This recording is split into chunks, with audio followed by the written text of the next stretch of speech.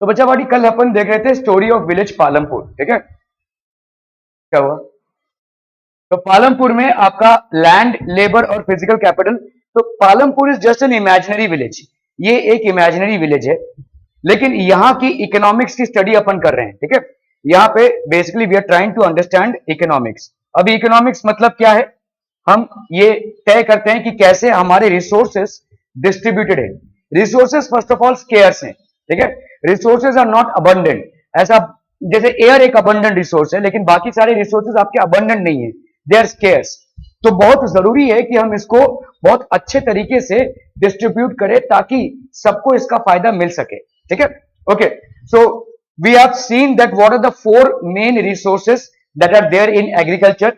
One is land, the other one is labor, the other one is physical capital, and then human capital. So these are the four main resources. So we'll first talk about land, ठीक है।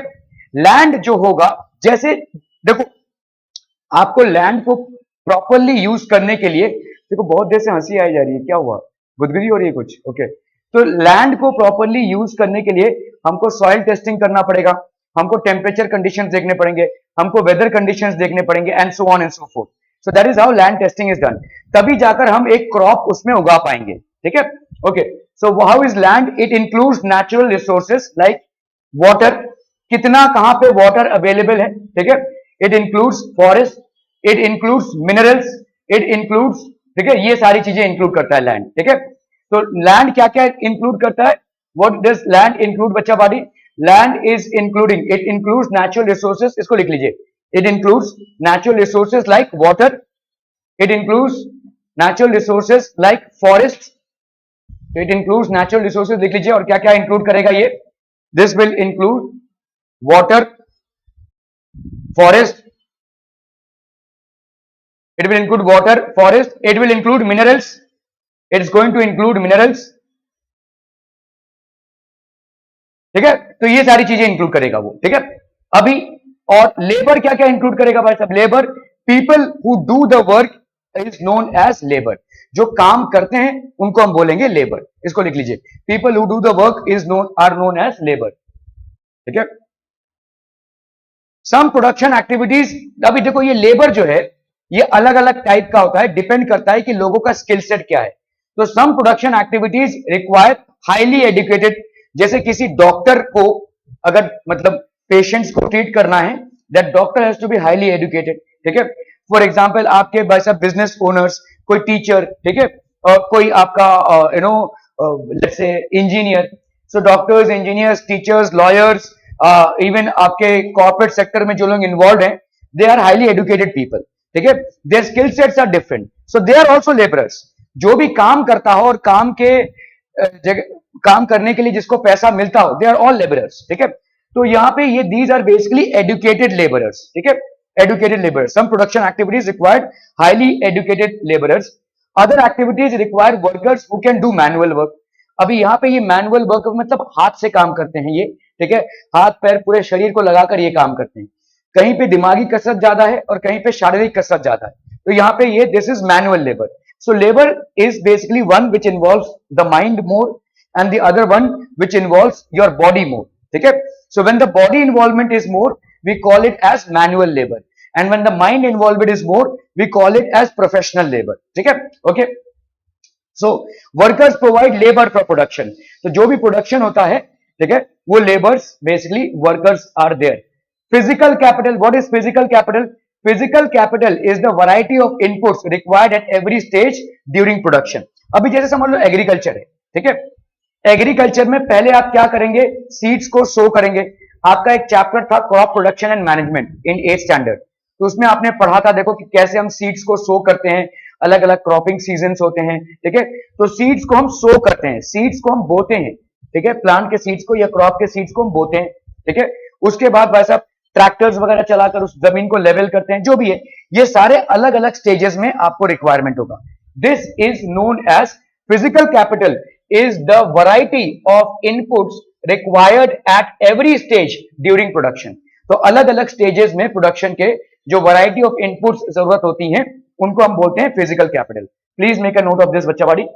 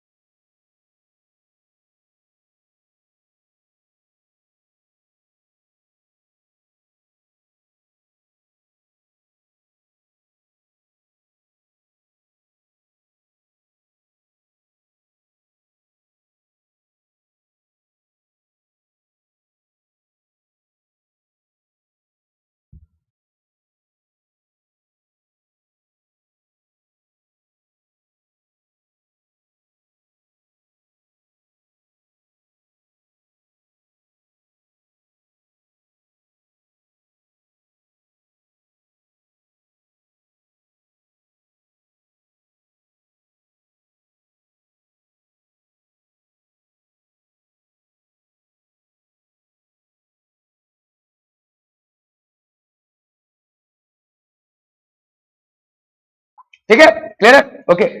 सो ये हो गया आपका physical capital. Physical capital is the variety of inputs required at every stage during production. अलग अलग जो variety. Let's understand which items comes under physical capital. तो पहले अपन समझते हैं कि फिजिकल कैपिटल के नीचे क्या क्या आते हैं। तो फिक्स कैपिटल, वर्किंग कैपिटल। अभी देखो दो टाइप के कैपिटल्स आते हैं, इसको लिख लीजिए पहले। फिजिकल कैपिटल के नीचे दो टाइप के कैपिटल्स आते हैं, एक हो गया आपका फिक्स और दूसरा हो गया आपका working capital.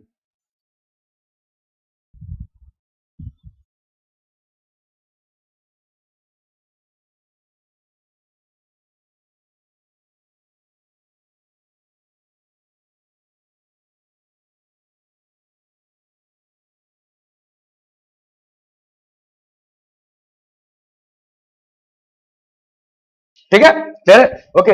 Now what is fixed capital? Fixed capital मतलब क्या है? देखो ये टूल्स है। जैसे समझो मैं आपको पढ़ा रहा हूं और मैं आपको पढ़ा रहा हूं एक इंटरेक्टिव पैनल में। आपके पहले वाले बैच को भी मैंने उसी में पढ़ाया, उसके बाद वाले बैच को भी शायद उसी में पढ़ाऊंगा, है ना। तो साल दर साल मैं इसको यूज कर रहा हूं। ऐसा तो नहीं कि अभी आपको पढ़ाया 1 घंटा अभी वापस कर देता हूं उसको, ठीक है, ऐसा नहीं है ना। So I am going to use it. जैसे किसी जेरोक्स वाले के पास आप जा रहे हैं जेरोक्स कराने के लिए, तो क्या वो जेरोक्स मशीन वो लगातार यूज करता ही रहेगा? वो उसका फिक्स कैपिटल है, उसी पे उसकी कमाई है ना। तो that is is fix capital. तो these are called fix capital. तो जैसे फार्मिंग के जो कैपिटल है ये सब आपके फिक्स कैपिटल है। बिल्डिंग्स हो गया, मशीन्स हो गए, टूल्स हो गए, ये सब फिक्स कैपिटल है। मतलब इस साल की फार्मिंग में भी ये यूज होगा, अगले साल के फार्मिंग में भी ये यूज होगा। जब तक इन टूल्स का या मशीन्स का या बिल्डिंग्स का लाइफ स्पैन है तब तक ये रेगुलरली यूज होता रहेगा।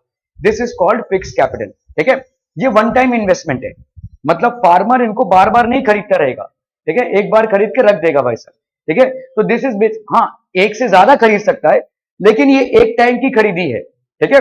This is not bought during every farming season. जैसे हर फार्मिंग सीजन में आप क्या नया खरीदते हैं? नए सीड्स खरीदते हैं, नया फर्टिलाइजर खरीदते हैं, ठीक है, ये सब आपके नए हैं। लेकिन ये तो फिक्स्ड रहेगा ना भाई साहब, ये तो चेंज नहीं होगा। So that is the reason it is called fixed capital. मतलब ये आपका फिक्स्ड एसेट है। क्या ये समझ में आ रहा है? Fixed capital. Are we understanding? This is not going to change year after year. The seeds that you are using is going to change year after year. ठीक है? जैसे किसी स्कूल में books will keep on changing year after year, but it is not necessary that the classrooms change year after year. The boards will not change year after year. The teachers might not change year after year, but the books will keep on changing year after year. ठीक है? तो ये आपके books क्या हो गए भाई साहब? आपके books हो गए आपके this is not fixed capital. This is basically fixed capital. तो फिक्स कैपिटल में आपके टूल्स, मशीन्स और बिल्डिंग्स आ गए। They can be use in the production over many years, ठीक है। So what is fixed capital? The assets, जो ऐसे एसेट्स हैं which can be used in production over many years are known as fixed capital. इसको लिख लीजिए, assets which can be used in production for many years are known as fixed capital.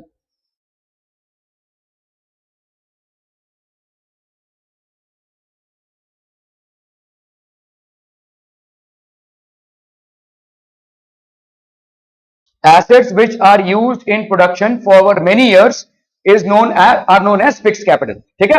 Okay, okay. Tools and machines range from simple tools to sophisticated machines. ये simple tools हैं, ये sophisticated machines हैं, ठीक है? ये तो simple tools हैं, ये sophisticated machines हैं. So they range from simple tools to examples farmer's plow, एक simple tool है, ठीक है? ये आपका जो farmer का plow दिख रहा है, it is a simple tool, ठीक है? Okay. This is a generator, turbine, computers. These are sophisticated machines. ठीक है? ये आपके sophisticated machines हैं. Okay. Working capital क्या होता है? What is working capital? Production requires a variety of raw materials. Production के हर स्टेज पे आपको अलग अलग रॉ मटेरियल्स की जरूरत पड़ने वाली है। जैसे for example at one point of time you will need seeds. जब मैं बोलूं तब लिखो चाचा, अभी रहने दो, ठीक है। Then you will need fertilisers, then you will need pesticides. अलग अलग स्टेजेस ऑफ प्रोडक्शन पे आपको अलग अलग रॉ मटेरियल्स की रिक्वायरमेंट होगी और इन रॉ मटेरियल्स को खरीदने के लिए जो पैसा लगता है उसी को अपन क्या बोलते हैं? Working capital. That is known as working capital, ठीक है। सो आपका जैसे fertiliser and seed used by farmer are called as working capital. तो ये जो फर्टिलाइजर है और जो सीड है जो फार्मर यूज करते हैं उनको अपन क्या बोलते हैं? वर्किंग कैपिटल, ठीक है। So money is always required during production to make payments and buy necessary items. तो आपका ये वर्किंग कैपिटल है, इसको लिख लीजिए भाई साहब। Money is always required during production to make payments and buy necessary items like raw materials, ठीक है। जो रॉ मटेरियल्स हम खरीदते हैं, and necessary items like raw materials, ये आपको हर स्टेज में लगेगा।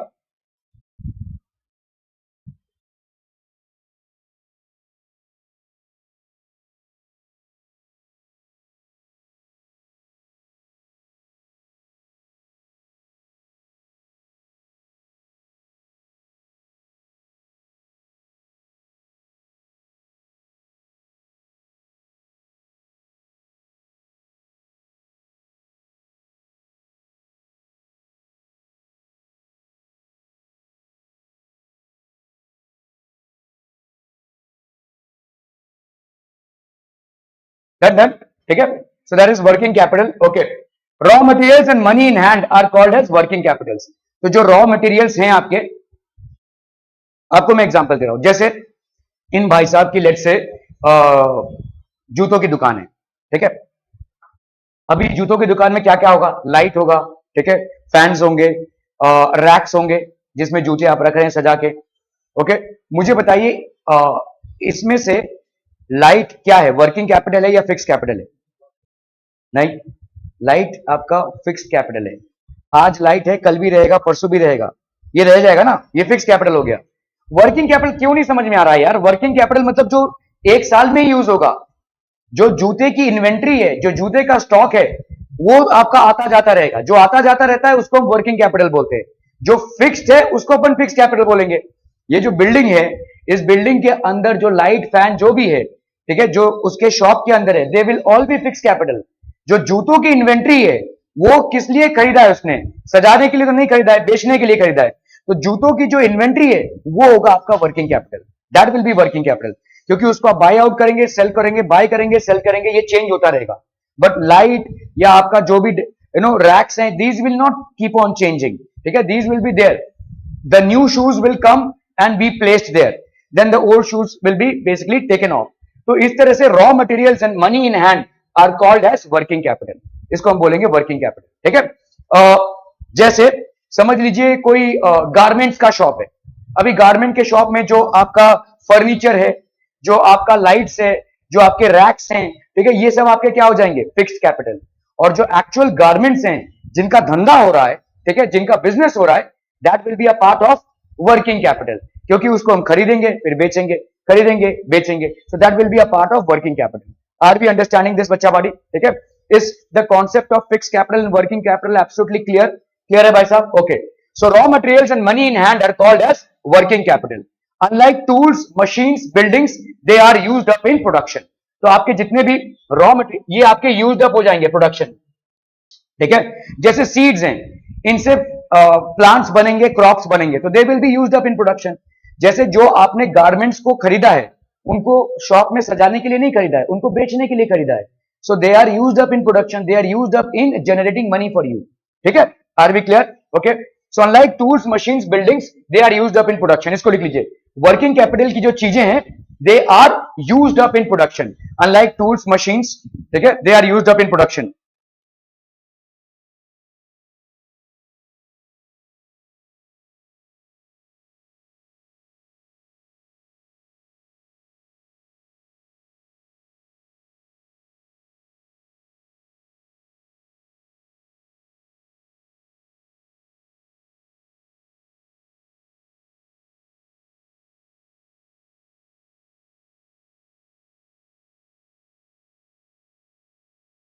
ठीक है, done done done. Okay, human capital. Now we'll talk about human capital. Human capital is the knowledge and enterprise required to put together land, labor and capital. Human capital सारे capital का बाप है, ठीक है। ये जो आपका लैंड था या लेबर था या वर्किंग कैपिटल है, इनका प्रॉपर तालमेल कौन बिठाता है? ह्यूमन कैपिटल, ठीक है। कहां पे, किस टाइम पे कितना लेबर। चालाक फार्मर या जो बिजनेसमैन फार्मर है, वो हर समय टाइम के अनुयायी काम करेगा। किस टाइम पे मेरा भाई साहब पैसे का रिक्वायरमेंट होगा, वो पैसे की व्यवस्था करके रखेगा, ठीक है। So he will see that during harvesting he requires more labour, so he will have to keep money aside for it. During sowing he will require more seeds, so he will keep money aside for it, ठीक है। he will engage labor for it, वो पहले से labour को contract में रख देगा, ठीक है। ये सब बड़े चालाकी से वो करेगा, एकदम टाइम टू टाइम करेगा, ठीक है। So human capital is the knowledge and enterprise required to put together जो प्रीवियस 3 फॉर्मेट्स ऑफ कैपिटल है उसको पुट टुगेदर करते हैं, ठीक है। इसको लिख लीजिए भाई साहब, प्लीज प्लीज लिख लीजिए भाई साहब, बहुत अच्छी बात है। Hello.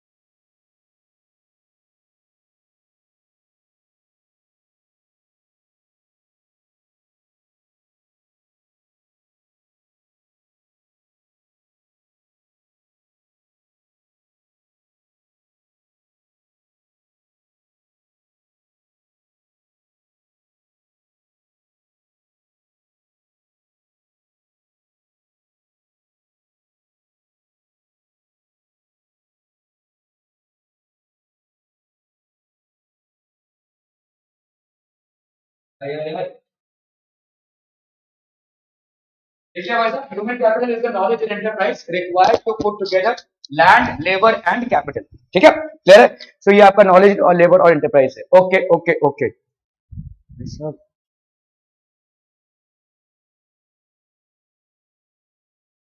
Okay, so land, labour और कैपिटल, इसका प्रॉपर यूटिलाइजेशन कौन देखेगा? Human capital. अगर कोई गधा होगा, उसको आप बहुत पैसा दे देंगे तो वो अच्छा बिजनेस करेगा? ऐसा नहीं होगा, है ना। वो इन दोनों को ठीक से मैनेज ही नहीं कर पाएगा, ठीक है, he will lose the money. So it's very important, money सब कुछ नहीं होता है, बिजनेस के लिए पैसा लगता है, but it's very important that you manage the labour and land well in order to be successful in it, ठीक है। तो ये हम इकोनॉमिक्स में इसमें समझ रहे हैं कि भाई साहब ये तो हो गया आपका रिसोर्स, ये हो गया लेबर, ठीक है। समझ लो हार्वेस्टिंग के टाइम पे आपको ज्यादा लेबर की जरूरत है और तब आपने कम लेबर एम्प्लॉय किया है। जब आपका मिडिल में आपके पेस्टिसाइड्स और इसमें ज्यादा लेबर की जरूरत नहीं, तब आपने ज्यादा लेबर अप्लाई किया है, तो आपका फालतू में क्या जाएगा? पैसा, ठीक है। Okay, land, labour and capital can not produce goods and services on their own.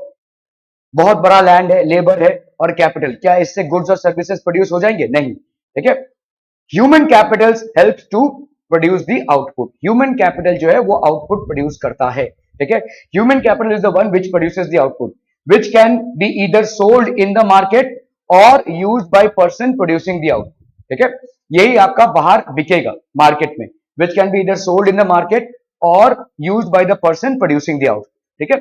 Okay, state any four requirements needed for production of goods and services. So what are the four requirements, bacha party?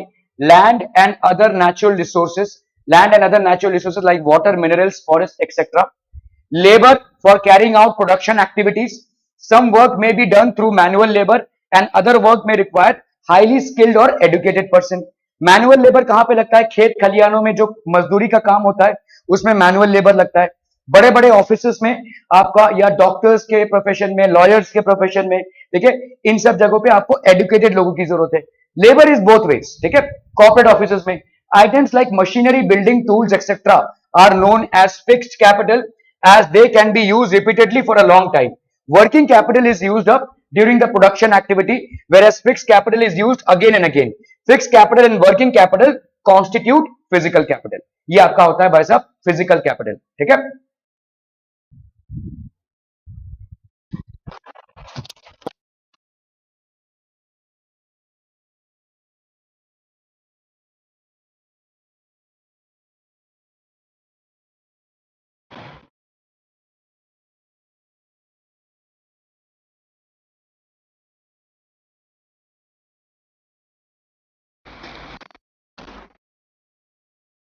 Human capital is the knowledge and enterprise required to put together all the above inputs to produce the output, ठीक है। तो human capital वो knowledge है जिससे हम इन सारी चीजों को मैनेज करते हैं। इसको आपको लिखना पड़ेगा, ये एक लॉन्ग आंसर है। चलिए फटाफट लिखिए इसको जरा, क्विक क्विक जल्दी से, फटाफट लिखना है वैसा, फटाफट लिखना है। अरे बोला ना फटाफट लिखना है।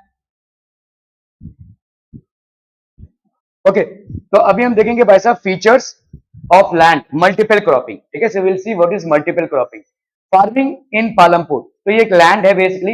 लैंड इज फिक्स्ड, जितना आपका अवेलेबल लैंड है वो तो फिक्स रहेगा भाई साहब। समुद्र का पानी समुद्र का पानी, जहां पे पॉन्ड है वहां पे पॉन्ड, जहां पे भाई साहब नॉन एग्रीकल्चर या आप बोलेंगे रॉकी लैंड है वहां पे रॉकी लैंड। तो farming land is basically more और less fixed. Since 1960 in Palampur there has been no expansion in land area under cultivation. और लगभग सभी गांव का अभी यही हाल है कि जो कल्टीवेशन लैंड है वो एक्सपैंड नहीं हो रहा है। It is not expanding anymore, ठीक है। Cultivable land is not expanding anymore. This is because there is no further scope to bring new land under cultivation.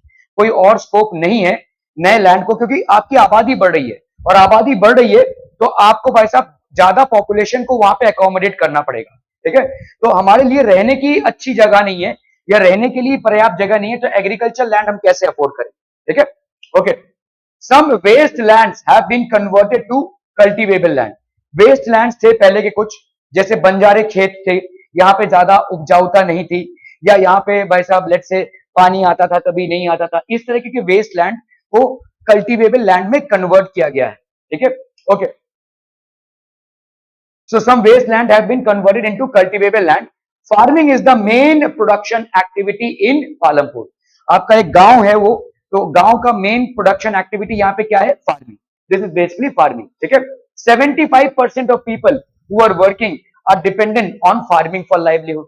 तो 75% लोग भाई साहब फार्मिंग पे ही डिपेंडेंट है फॉर देयर लाइवलीहुड, ठीक है। दे कुड बी फार्मर्स और फार्म लेबरर्स। तो ये कौन है भाई साहब? आपके फार्मर्स या फार्म लेबरर्स, ठीक है। Well being of these people is closely related to production on the farms. इनका जो वेल बींग है, वेल बींग मतलब इनकी आर्थिक परिस्थिति और इनके घर का विकास किस पे डिपेंड करता है? फार्मिंग कैसे हुआ। अगर फार्मिंग ठीक ठाक होगा तो इनका घर चलेगा, वरना नहीं चलेगा, सिंपल है, ठीक है। सो फार्मिंग अगर मेन एक्टिविटी है, so it has to be strong. Okay, one can grow more from the same land. Farmers produce more crops from the same amount of land by using multiple cropping. अलग अलग cropping हम कर रहे हैं, ठीक है, multiple cropping कर रहे हैं। मतलब एक ही पे निर्भरता नहीं है। जैसे चावल कुछ में बिकता होगा, कहीं पे वेजिटेबल्स हम लगा रहे हैं वो ज्यादा हाई कॉस्ट में बिकता होगा, तो मल्टीपल क्रॉपिंग, ठीक है। Multiple cropping is one. Modern farming methods, ठीक है, modern farming methods. So multiple cropping देखेंगे अपन। मल्टीपल क्रॉपिंग देखो, एक ही पीस ऑफ लैंड में अलग अलग क्रॉप्स है। देखो, they are different crops which are grown in one piece of land, ठीक है। Growing more than one crop on a piece of land during the year is known as multiple cropping. इसको लिख लीजिए फटाफट। Growing more than one crop on a piece of land, एक से ज्यादा type के क्रॉप को ग्रो करना on a piece of land is known as multiple cropping. तू कभी नोटबुक नहीं लाएगा ना, मतलब आदत तेरी वैसी की वैसी रहेगी।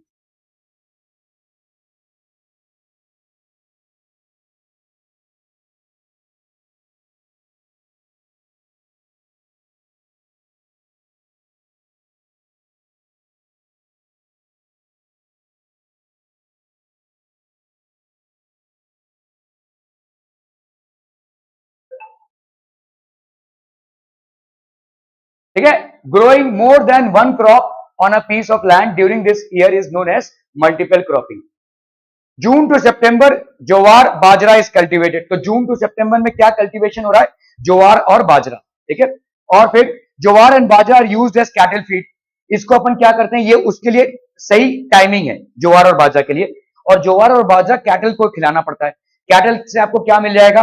दूध मिलेगा, milk, and what you will get is गोबर एज वेल, ठीक है। गोबर से आपका बायोगैस मिल सकता है, ठीक है। Okay, October to December potatoes are cultivated. आलू को कल्टीवेट किया जाता है because that is the best time frame for that. December to March wheat is cultivated. तो एक ही पीस ऑफ लैंड को हम मल्टीपल क्रॉपिंग में यूज कर रहे हैं। Surplus wheat is sold in the market at Raiganj. What do you mean by surplus? आपके घर में जो भी लगता है अनाज, उसको रखने के बाद फार्मर के पास जो एक्स्ट्रा बचता है वही वो बेचता है ना। तो सरप्लस, सरप्लस होता है ये extra. This is basically sold in the market at Raiganj. आपने देखा कि पालमपुर के दो नेबरिंग जो टाउन्स और सिटीज है वो क्या है? रायगंज और शाहपुर, ठीक है। तो वो आपके मेन मार्केट में जाकर बेचा जाता है, ठीक है। Part of the land sugarcane is cultivated. थोड़े बहुत जगह पे हम शुगर केन कल्टीवेट कर रहे हैं। तो ये जो आपके क्रॉप्स थे वो फूड क्रॉप्स थे। Sugarcane is what type of a crop? Cash crop, ठीक है। फूड क्रॉप और कैश क्रॉप में क्या डिफरेंस है? फूड क्रॉप मतलब डायरेक्टली फूड होता है, और कैश क्रॉप मतलब उसको प्रोसेस करके आप कुछ और बनाते हैं। जैसे शुगर केन से शुगर केन जूस निकलता है।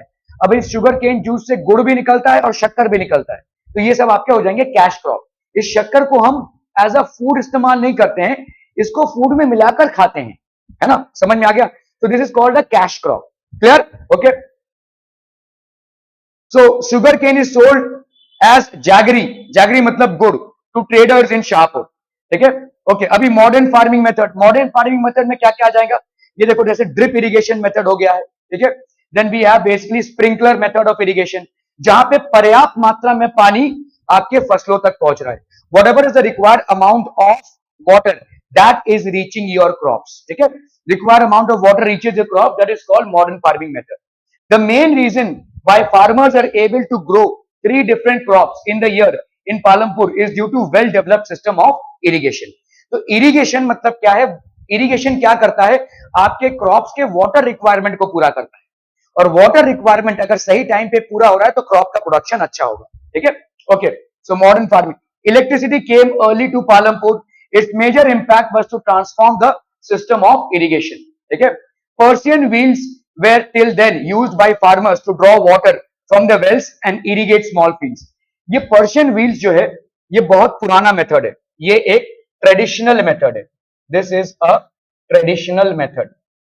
इसमें कैसा है? ये देखो ऐसे घुमाते रहते हैं और ये घूमता रहता है इधर, इसके साथ ये कनेक्टेड रहता है। तो ऐसा देखो, ये पानी इधर ना पानी रहेगा नीचे इस तरफ, तो ये पानी ऐसे बाल्टियां हैं, देखो ये बाल्टियां भाई साहब पानी ऐसे ऐसे करके इधर फेंकती हैं, और इधर नाले बने होते हैं, वो खेत में चला जाता है, ठीक है। तो these are known as Persian wheels. आप बैलों को हाँकते हैं ऐसे, काफी इसमें स्ट्रेंथ लगता है, तो इसीलिए ह्यूमंस तो बहुत जल्दी थक जाएंगे। ऐसा लॉग ऑफ फूड से बैलों को बांधकर उनको हाँका जाता है। तो बैल ऐसे घूमते रहते हैं और ये भाई साहब आपका ऐसा घूमता रहता है। ये बाल्टियां सब ऐसे पानी लेकर ऐसे छिड़क कर फेंकती हैं उधर, ठीक है। So Persian wheels till then used by farmers. तो ये एक ट्रेडिशनल मेथड है और स्लो मेथड है। This is basically a slow method, however it is a cheap method, लेकिन स्लो मेथड है, ट्रेडिशनल मेथड है, ठीक है। बहुत बड़े देखो ये पानी जा रहा है, ये पानी आपने डाला यहाँ पे, ये पानी गया और ये आपके खेतों में जाएगा यहाँ से, ठीक है।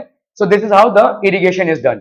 People saw that electric run tube wells could irrigate much larger lands of area more effectively. अभी इलेक्ट्रिक रन जो ट्यूब वेल्स हैं वो और दूर तक पानी भेज सकते हैं, ठीक है। पर्शियन व्हील्स उतने दूर तक पानी नहीं भेज पाएंगे जितने इलेक्ट्रिक रन ट्यूब वेल्स भेज पाएंगे, तो ये ज्यादा एफिशिएंट मेथड हो गया, ठीक है। Okay, the first few tube wells way installed by the government, तो गवर्नमेंट ने पहले ट्यूब वेल्स इंस्टॉल करना चालू किया कुछ जगहों पे, ठीक है। Okay, soon however farmers started setting up private tube wells, अभी फार्मर्स को दिखा कि भाई यार इन लोगों का तो ज्यादा फायदा हो रहा है जहां पे गवर्नमेंट ने सेटअप किया है, चलो हम भी परचेस कर लेते हैं। आज की तारीख में हर छोटे बड़े फार्मर के पास एक ट्यूबवेल रहता है, ठीक है, आराम से वो अवेलेबल होता है, उसका कनेक्शन भी आराम से हो जाता है और वो ज्यादा दूर तक पानी को बेसिकली एलोकेट करता है, ठीक है। As a result, by mid 1970s, the entire cultivated area of 200 hectares was irrigated. ये कहां पे था? पालमपुर में। पालमपुर में जो पूरा 200 हेक्टेयर्स का लैंड था, जो कल्टीवेबल एरिया था, वो इरिगेटेड हो गया, मतलब वहां तक पानी पहुंच गया, ठीक है, समझ में आ रहा है। तो ये सारी चीजें तालमेल से चलनी चाहिए, आपका पैसे का इन्वेस्टमेंट, आपका पानी का इरिगेशन सिस्टम, ये सारी चीजें तालमेल से चलेंगी, तब जाकर आपका एग्रीकल्चरल आउटपुट प्रोडक्टिव होगा, ठीक है। Okay, till the mid 1960s the seeds used in cultivation were traditional ones with relatively low yields. पहले जो सीड्स हम छिड़कते थे वो वीकर सीड्स थे, थोड़ा बहुत आपका टेम्परेचर इधर उधर हो गया वो प्लांट्स मर जाएंगे, थोड़ा बहुत डिजीज हो गया वो प्लांट्स मर जाएंगे, पूरा क्रॉप ही खत्म हो जाएगा। फिर धीरे धीरे जेनेटिक मॉडिफिकेशन से हमने सीड्स डिजाइनिंग की। अभी ये सीड्स का डिजाइनिंग कैसे होता है मैं आपको एक जनरल आइडिया दे रहा हूं। जैसे समझ लो राइस है, राइस में बहुत सारे वैरायटीज होंगे, है ना, राइस की बहुत सारी वैरायटीज होंगे। लेट्स से ये सब राइस की वैरायटीज हैं, A B C D E. तो हमें देखा गया कि ए में लाइफ स्पैन बहुत छोटा है, मतलब जल्दी उग जाता है, 3 महीने में ये तैयार हो जाएगा, बाकी सब 4 5 6 महीना लगा रहे हैं, ठीक है। तो यहां पे हमने ए के जीन्स को सिलेक्ट किया लाइफ स्पैन के लिए, ठीक है। बी जो है वो वेदर रेजिस्टेंट है, मतलब वेदर में थोड़ा सा फ्लक्चुएशन, ज्यादा गर्मी या ज्यादा ठंडी से वो सहन कर सकता है, बाकी लोग सहन नहीं कर सकते, मर जाएंगे। तो B is good in weather resistance capabilities, तो हमने बी के जीन्स को सिलेक्ट किया for weather resisting capabilities. Let's say C है, सी भाई साहब it can actually tolerate less amount of water, थोड़े कम वाटर में भी वो पनप जाएगा, ठीक है। तो लेस वाटर में हमने इसका जीन सिलेक्ट कर लिया। जैसे डी है, डी मतलब पेस्ट को भी झेल सकता है, इंसेक्ट्स एंड पेस्ट को भी झेल सकता है, ठीक है। इंसेक्ट्स और पेस्ट से आप कब तक लड़ते रहेंगे, जमीन में तो इंसेक्ट्स और पेस्ट रहेंगे ही, कितना पेस्टिसाइड छिड़कोगे भाई साहब, ठीक है। ज्यादा पेस्टिसाइड छिड़कोगे तुम्हारी जमीन बंजर हो जाएगी, तो ये पेस्टिसाइड से लड़ सकता है इस तरीके से। और ई लेट से, अभी ई का देख लो, जितने भी आपके वैरायटीज हैं, समझ लो यहाँ पे वीट है तो आपके 6 दाने ही हो रहे, ऐसे एक वीट का पेड़ है। ई एक ऐसा वैरायटी है जिसमें एक घास में ही आपको 50 दाने मिल रहे हैं, ठीक है। तो ई का भाई साहब हमने, क्योंकि इसकी क्वांटिटी ज्यादा है तो इसको सिलेक्ट कर लिया। इस तरह से हर एक ब्रीड में जो बेस्ट क्वालिटी है उसके जीन्स को हम सिलेक्ट करके अपना एक डिजाइन बनाते हैं, अपना एक सीड बनाते हैं, समझ में आ रहा है। और इस सीड को क्या बोला जाता है? हाई यील्डिंग वैरायटी, HYV, ठीक है, हाई यील्डिंग वैरायटी। इसका, क्योंकि हमारे इंडिया में बहुत बार फूड क्राइसिस हुआ है, ठीक है, बहुत बार फूड क्राइसिस हुआ है, बहुत बार अकाल पड़ा है, बहुत बार लोगों के पास खाने को नहीं है, ठीक है। ऐसा फूड क्राइसिस में बहुत सारे लोग मारे गए हैं, लेकिन ये हाई यील्डिंग वैरायटी जो सीड्स हैं, they will ensure that we never are actually subjected to a food crisis, ठीक है। ये अच्छा खासा उत्पादन करेंगे, आपका फसल नुकसान में नहीं जाएगा। और एक ही पेड़ में, जैसे अभी आपने देखा कि स्पेस क्राइसिस हो रहा है, हमारा पॉपुलेशन इतना बढ़ रहा है कि हमारे पास ज्यादा एग्रीकल्चरल लैंड अवेलेबल नहीं है, उल्टा एग्रीकल्चरल लैंड कम होता जा रहा है। तो उसी लैंड में अगर आपको ज्यादा प्रोडक्शन करना है तो आपको इस तरीके के सीड्स यूज करने हैं, ठीक है। सो हाई यील्डिंग वैरायटी, तो गवर्नमेंट बोल रही है भाई साहब ये हाई यील्डिंग वैरायटी सीड्स को कम दाम में हम किसान को बिकवाएंगे, हमारा भाई साहब जो आउटपुट है या फूड क्राइसिस वो कभी होएगा ही नहीं, ठीक है। सो ये सब्सिडाइज्ड रेट्स में किसानों को उपलब्ध कराया जाता है। These are known as high yielding variety seeds.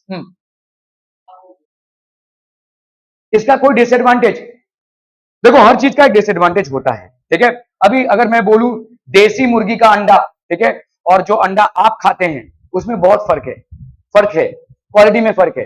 लेकिन देसी मुर्गी को जिंदा रखने का जो खर्चा है उससे कई कम खर्चे में आप भाई साहब, देखो बेगर्स आर नॉट चूजर्स, एक सिंपल सी बात बता दूं आपको, भिखारी लोग चूज नहीं कर सकते।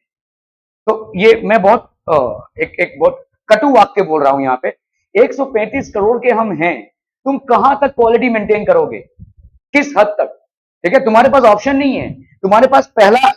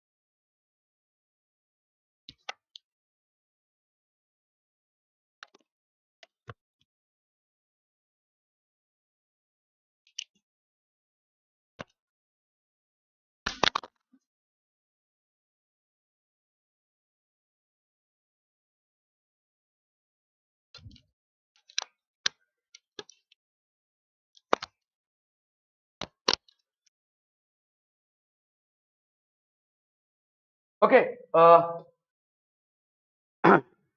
तो इनका बोलना है कि यार कुछ ना कुछ तो डिसएडवांटेज होगा ना। हाँ भाई है, डिसएडवांटेज तो है। मतलब आपको, आप आज की तारीख में जो भी खा रहे हैं, ठीक है, almost 99% of it is hybrid variety. आप जो दूध पी रहे हैं वो हाइब्रिड गाय का है, आप जो टमाटर चबा रहे हैं वो भी हाइब्रिड है, सब कुछ हाइब्रिड है। देसी टमाटर तो शायद आपने देखा भी नहीं होगा, कोई देसी सब्जी आपने शायद अभी तक देखा भी नहीं होगा। आप जब से पैदा हुए हैं वो हाइब्रिड वैरायटी ही खा रहे हैं। हमारे पास ऑप्शन नहीं है, ठीक है, इन ऑर्डर टू। हाँ, ऐसा नहीं है कि हाइब्रिड वैरायटी बिल्कुल खराब है, हाइब्रिड वैरायटी अच्छा खासा है, लेकिन हाइब्रिड वैरायटी में शायद थोड़ी सी क्वालिटी की कमी हो, शायद। ठीक है, क्योंकि सारी चीजें तो नहीं कर सकते ना आप। जहां पे आप बहुत ज्यादा ईल्ड चाहते हैं वहां पे आप बहुत ज्यादा क्वालिटी को शायद मेंटेन ना कर पाए। लेकिन हमारे पास ऑप्शन क्या है? कुछ ही लोगों को दूध मिले या कुछ ही लोगों को अंडा मिले, इससे अच्छा भाई साहब सबको मिले, है ना? तभी तो एक एक देश की प्रगति हो सकती है। तो at some point of time you will have to compromise. आप क्या सोचते हैं 135 करोड़ के एक एक पूरे देश को टेबल पे खाना रखना एक एक एक एक साधारण काम है? नहीं, ठीक है। You have to do a lot of planning in order to ensure that the country is not running from food shortage. ठीक है, फूड क्राइसिस एक बहुत बड़ा क्राइसिस है और हमारे इंडिया में ऐसे बहुत बार फेमीन्स हुए हैं। जैसे 1950s में एक फेमीन हुआ था जिसको हम बंगाल फेमीन बोलते हैं, और ये बंगाल फेमीन में लाखों लोग मैल न्यूट्रिशन से मर गए थे। ठीक है, मेरे दादाजी डॉक्टर थे, तो जब वो रिटायर कर गए तो मतलब ऐसे ही हमारा एक जो गांव का घर था, वहां पे एक ऐसा एंट्री का रूम होता है ना, उस रूम में वो बैठते थे, ऐसे ही बैठते थे शाम के टाइम पे, शाम के टाइम पे, सुबह के टाइम पे जैसा हो। और मतलब वहां पे एक डब्बा रखा रहता चावल का, तो वो बोलते थे, तो भिखारी लोग आते ही रहते थे पूरे टाइम, तो चावल की कटोरी से हम चावल दे देते थे जिनको। तो मैंने एक दिन उनसे पूछा, ये, मैं कभी गांव गया था तो मैंने पूछा कि ये, इससे गरीबी तो नहीं मिटने वाली? ये आप जो एक मुट्ठी चावल दे देते हैं जो भी आता है, तो वो हंसे, वो बोले कि तुझे तुझे किसने बोला कि मैं गरीबी मिटाने के लिए कर रहा हूँ? मुझे भी मालूम है गरीबी नहीं मिटने वाली इससे, लेकिन ये मेरी आदत बन चुकी है। क्योंकि जब बंगाल फेमिन था और वो डॉक्टर थे और वो बेसिकली लोगों के घरों में जाते थे ट्रीटमेंट के लिए, तो वो देखते थे भाई साहब लोगों के पास खाने को नहीं है। मैं दवाई दूंगा तो दवाई का असर क्या होगा? कुछ भी नहीं होगा। ये बंदा मरने के कगार पे है, इसके पेट में एक दाना नहीं है। मैं इसको दवाई दूंगा तो उस दवाई का कुछ इफेक्ट नहीं होने वाला। You will need proper nutrition along with medicine to get cure. तो मैं अपने जो मेडिकल मेरा बैग है उसमें ऐसे चावल की बोटियां बांध के रखता था कि इनको कम से कम एक टाइम का खाना नसीब हो जाए, ताकि मेरी दवाई का कुछ असर इनको हो। वो मेरी आदत लग चुकी है। मैं वो 5-6 साल जो फेमिन के टाइम पे मैंने काम किया है या डॉक्टरी की है, उस टाइम से मेरी ये आदत बनी है। वो आदत अभी भी चल रही है। तो मैं आदतन लोगों को दे रहा हूँ। तो ये मैं आपको एक एग्जाम्पल दे रहा हूँ कि इतना ड्रास्टिक था वो। उन्होंने बोला कि मैं मतलब मैं गाँव में ऐसे जाता रहता था और हर रोज शमशान भूमि में मतलब लाशों की लाइन लगी रहती थी। और ये सारे लोग किसी कोरोना जैसे एपिडेमिक से नहीं मर रहे थे। ये सारे लोग भूख के मारे मर रहे थे। ये सारे लोग मैल न्यूट्रिशन से मर रहे थे। आप शायद इस चीज की परिकल्पना आज ना कर पाए क्योंकि आपके पास आजू बाजू बहुत खाना उपलब्ध है। और मेरे हिसाब से दुनिया का सबसे बड़ा क्राइम है खाना फेंकना। अगर आप इस चीज को अपने जीवन में उतार सकें तो प्लीज उतारिए। खाना वेस्ट मत कीजिए। ठीक है।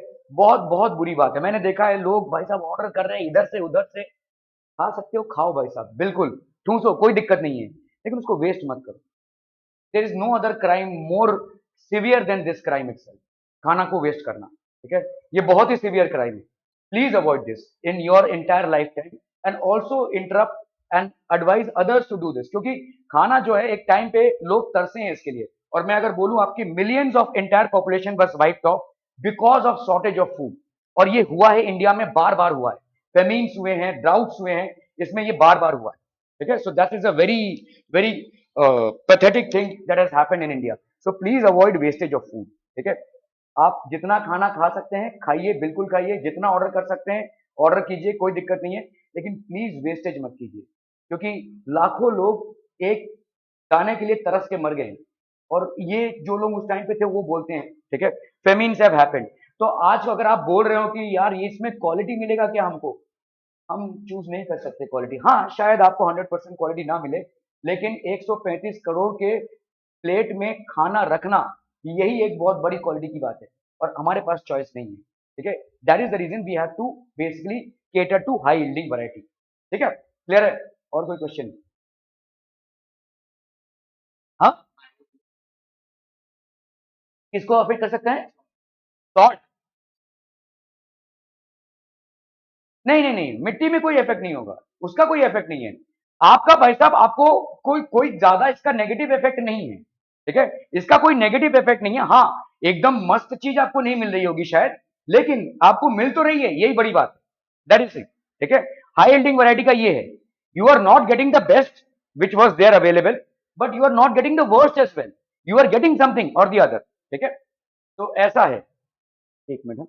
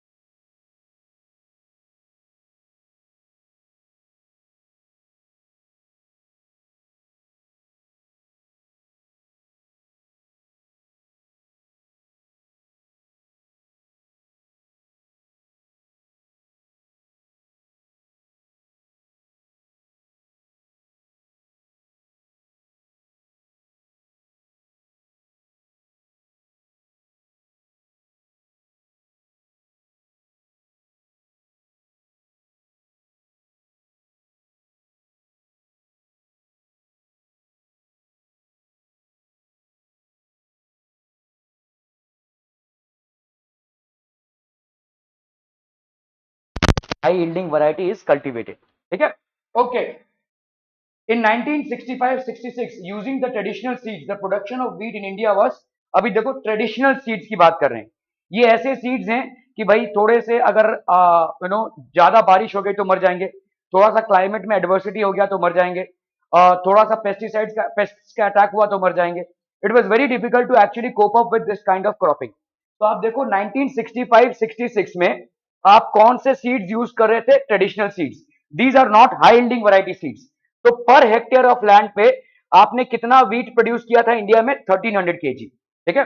Now after using traditional seeds need less irrigation. तो आपके ट्रेडिशनल सीड्स में कम पानी लगता है, लेस इरिगेशन. ठीक है. Farmers use cow dung and other natural manure as fertiliser.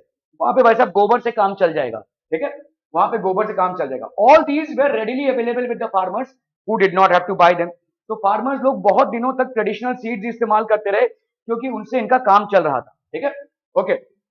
In 1970-71, using the high yielding variety seeds, they produced the production of wheat in India was 3200 kg per hectare. तो कहां 1300 और कहां 3200, almost 3 times. समझ में आ रहा है? Almost 3 times the increase happened. तो इसी क्योंकि हमारा भाई साहब पॉपुलेशन भी उसी रेट से इंक्रीज हो रहा है. तो we have to ensure that in order to keep food on table we have to ensure this type of. तो आपका फार्मिंग में अगर इंप्रूवमेंट करना है, you have to use high yielding variety of seeds and you have to also use mechanized farming. Are we clear through these things, people? ठीक है. Okay. HYV seeds produce much greater amounts of grain on a single plant as compared to traditional seed plant. तो आपका देखो ये traditional seeds हैं, इनमें grains देखो और इनमें ग्रेन्स देखो, भर भर के ग्रेन्स हैं. ठीक है.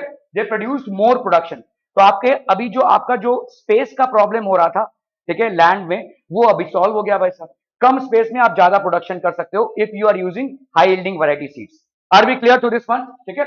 Okay. In the late 1960s, farmers in Palampur used a combination of the following to be rewarded with the green revolution. ठीक है. तो आपका मॉडर्न फार्मिंग मेथड्स, आप भाई साहब मॉडर्न फार्मिंग मेथड्स लाइए, ट्रैक्टर्स लाइए, मॉडर्न इरिगेशन सिस्टम्स लाइए, जिससे आपका फार्मिंग ज्यादा होगा. ठीक है. प्रोडक्शन आपकी बढ़ेगी. तो फार्म मशीनरी, डीजल. ठीक है. Then we have high yielding variety. जहां पे भी HYV लगे उसका मतलब high yielding variety. Then we have fertilisers. ठीक है. Then we have pesticides, then we have irrigation. So all these are basically methods that are used. So irrigations, dams, canals and pump sets. तो ये dams है, ये canals है या pump sets हैं. ठीक है. These are basically used extensively. Okay. Then we have electricity. What are the different ways of increasing production on the same piece of land? Use examples to explain. The different ways of increasing production on the same piece of land are multiple cropping. एक हो गया भाई साहब आपका multiple cropping, ज्यादा cropping. When more than one crop is grown on a piece of land during the year, it is known as multiple cropping. एक से ज्यादा क्रॉप को ग्रो करने का जो तरीका है उसको अपन क्या बोलते हैं? Multiple cropping. Use of modern farming methods. Modern farming methods also help to increase the yield per hectare. ठीक है. Farmers of Punjab, Haryana and western Uttar Pradesh were the first to try modern farming methods in India. और इसीलिए वहां पे farming develop हुआ है. ठीक है. वहां पे फार्मर्स ने पहला मॉडर्न फार्मिंग, उन्होंने ट्रेडिशनल सीड्स नहीं, उन्होंने high yielding variety of seeds लिया. उन्होंने traditional methods of bullock cart को छोड़कर आपके ट्रैक्टर्स को अपनाए. ठीक है. So that is how it happened. To try modern, they have used farm machinery like tractors and threshers. The farmers have installed tube wells for irrigation and made use of high yielding variety seeds, chemical fertilizers and pesticides in farming. ये सब उन्होंने भाई साहब तौर तरीके अपनाए हैं. ठीक है. इसको लिख लीजिए भाई साहब. Any doubt? कोई डाउट है? नो. चलिए फटाफट इसको जरा लिखिए. इंटेलिजेंट हो, इतने इंटेलिजेंट ना भाई साहब. Okay. Land is non renewable resource, unequal distribution of land. Non renewable resource मतलब चाचू, नॉन रिन्यूएबल रिसोर्स मतलब लिमिटेड है. ठीक है. एक नॉन रिन्यूएबल रिसोर्स है, इसको हम रिन्यू नहीं कर सकते हैं, तो ये एक लिमिटेड रिसोर्स है. ठीक है. Okay. Land is a non renewable resource. Land is a natural resource. It is necessary to be careful in its use. हमने भाई साहब देखा कि ये फर्टिलाइजर डालो धनाधन पेड़ होंगे. ठीक है. फर्टिलाइजर डालो तो धनाधन पेड़ होंगे. हमने भाई साहब बहुत ज्यादा फर्टिलाइजर डाल दिया, लेकिन इतना ज्यादा फर्टिलाइजर डाल दिया कि वो जमीन ही बंजर हो जाएगी. That will basically deteriorate. एक टाइम आएगा जब जमीन पे उपजाऊता नहीं रहेगी. So that is something that we need to avoid. ठीक है. Land is a natural resource. It is necessary to be careful. Green revolution. India में दो टाइप के रेवोल्यूशन हुए हैं, ठीक है, just make a note of it. India में दो टाइप के रेवोल्यूशन हुए, एक है आपका ग्रीन रेवोल्यूशन और दूसरा है आपका व्हाइट रेवोल्यूशन, ठीक है। ग्रीन रेवोल्यूशन ने क्या किया, हमारे क्रॉप्स के क्राइसिस को सॉल्व किया, और व्हाइट रेवोल्यूशन ने मिल्क के क्राइसिस को सॉल्व किया। मैं आपको थोड़ा सा आइडिया दे देता हूं कि इसमें हुआ क्या है। ग्रीन रेवोल्यूशन में आपके जो क्रॉप्स का प्रॉब्लम है वो सॉल्व हुआ है। एक मिनट, देख सब पागल लोग इधर क्यों आ रहे हैं?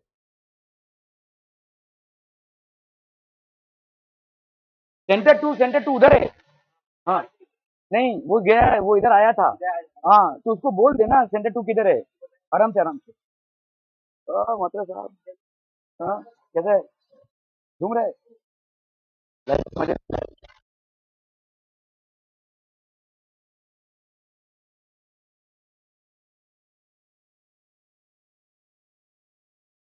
Green revolution led to loss of soil fertility due to increase use of chemical fertilisers, ठीक है, बहुत ज्यादा केमिकल फर्टिलाइजर्स। अगर आप तो यहाँ पे देखो, ग्रीन रेवोल्यूशन हुआ और व्हाइट रेवोल्यूशन हुआ।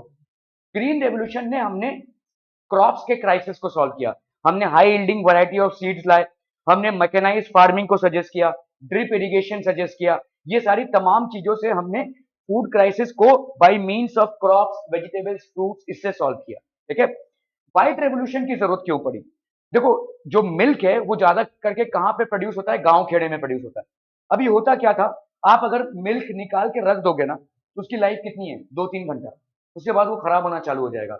उसको बॉयल कर करके रखना पड़ेगा आपको, या तो फ्रिज में रखना पड़ेगा, ठीक है। तो ये सुविधाओं गांव में उपलब्ध नहीं है। तो होता क्या है, ये जो मिल्क निकाला, ये मिल्क भाई साहब सड़ जाएगा।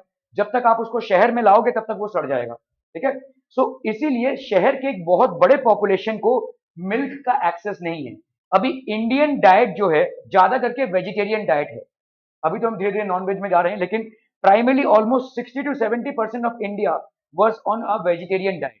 When you talk about vegetarian diet, the primary source of protein is milk, ठीक है, जो शहर के लोगों को उपलब्ध नहीं था। तो इसीलिए बहुत बड़े पैमाने पे एक रेवोल्यूशन चलाया गया, जिसमें इस मिल्क को, आपको क्या लगता है जो पैकेट का दूध आप लाते हैं दुकान से, वो ताजा ताजा आज का निकाला हुआ है? नहीं, उसको 4-5 दिन हो गए निकाल के, उसकी भी ऑफकोर्स एक लाइफ है, लेकिन वो पास्चराइज्ड मिल गए। बड़े बड़े जो आपके सेंटर्स हैं, अमूल हो गया, गोकर्ण हो गया, जो भी है आपके, ठीक है, यहाँ पे पास्चराइजेशन होता है, ठीक है। या अगर आप नवी मुंबई में आप कभी वाशी से इस रूट से गए क्या, पाम बीच रोड से गए क्या? तो पाम बीच रोड में आपको दिखेगा, देखो ये सब बड़े बड़े मिल्क के फैक्ट्रीज हैं, ठीक है। सो आपका वराना, अमूल, ये सब फैक्ट्रीज है वहां पे। अमूल का तो शायद नहीं है, वराना है उधर। बाकी और भी बहुत सारे मिल्क फैक्ट्रीज है। यहाँ पे बड़े पैमाने पे पास्चराइजेशन होता है, ताकि शहर, गांव खेड़ में जो दूध प्रोड्यूस हुआ है वो शहर तक पहुंचे। पी पी कर भी गांव वाले कितना दूध पिएंगे, ठीक है, इतने सारे जो गाय भैंस है उनका दूध तो वेस्ट ही चला जाएगा, and hence a proper routing is done. तो ये आपका ग्रीन रेवोल्यूशन और white revolution. Green revolution basically ensured that crop production, vegetables, fruits, etc. are basically getting more and more to cater to the high requirements and needs of a growing population, and the white revolution basically catered to the milk production जो है वो सबको उपलब्ध हो, ठीक है। So India में ये दोनों रेवोल्यूशन आए, जिसके वजह से आपके फूड क्राइसिस में थोड़ा सा हमको इत्मीनान मिला, थोड़ा सा हमको राहत मिला, ठीक है। Green revolution has led to loss of soil fertility due to increase use. Green revolution की एक नेगेटिव बात हो गई कि ग्रीन रेवोल्यूशन ने फर्टिलाइजर सजेस्ट किए, ठीक है। ग्रीन रेवोल्यूशन में आपके प्रोडक्शन को इंक्रीज करने के लिए फर्टिलाइजर सजेस्ट हुए, और इस फर्टिलाइजर से सॉइल डिग्रेडेशन हुआ, ठीक है। ये एक भाई साहब आपका गलत हो गया ग्रीन रेवोल्यूशन में, ठीक है। तो हमने इसको, तो continuous use of groundwater for tubewell irrigation has reduced. अभी हमने ट्यूबवेल यूज किया है इरिगेशन के लिए। ट्यूबवेल में पानी हम निकाल रहे हैं कहां से, ग्राउंड वाटर से। अगर ग्राउंड वाटर को हम एग्जॉस्ट करेंगे तो ग्राउंड वाटर का लेवल नीचे जाएगा। तो आप जो बोल रहे थे, ये जो मॉडर्न मेथड्स ऑफ फार्मिंग है, इसमें डिसएडवांटेजेस क्या है? These are the certain disadvantages that are there, ठीक है। Okay, land is distributed unequally, ठीक है। There are 450 families in Palampur, 450 families हैं पालमपुर में। In Palampur not all the people engage in agriculture have sufficient land for cultivation. तो सबके पास पर्याप्त मात्रा में लैंड कल्टीवेशन के लिए नहीं है, ठीक है। 150 families in Palampur are landless and most of them are Dalits.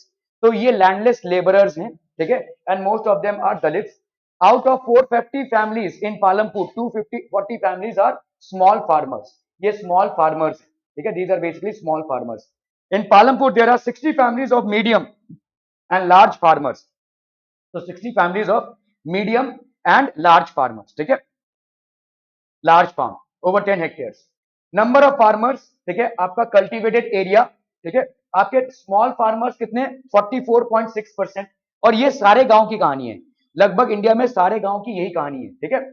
55.4% आपके लार्ज फार्मर्स हैं जो इनको एम्प्लॉय करते हैं, ठीक है. ओके, कल्टीवेटेड एरिया, तो कल्टीवेटेड एरिया 44.6.